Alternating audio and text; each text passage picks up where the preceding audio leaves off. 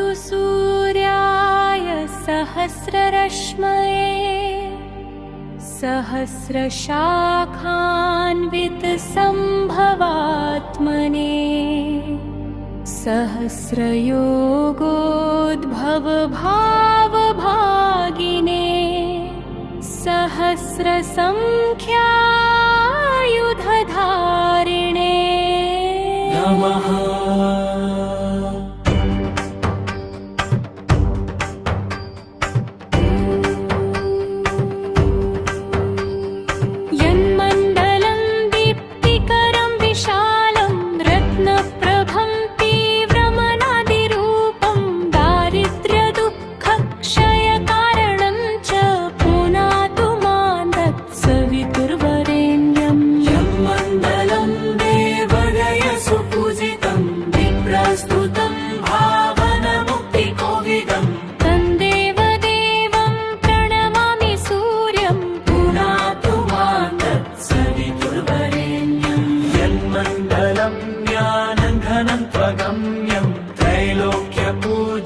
त्रिगुणात्मरूपं समस्ततेजोमय दिव्यरूपं पुनातु मां तत्सवितुर्वरेण्यं।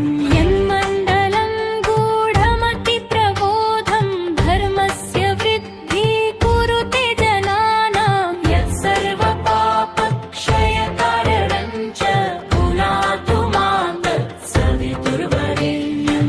यन्मण्डलं व्याधिविनाशदक्षं यद्रिव्यजुस्सामसु सम्प्रगीतं प्रकाशितं येन च भूर्भुवस्वः पुनातु मां तत्सवितुर्वरेण्यं।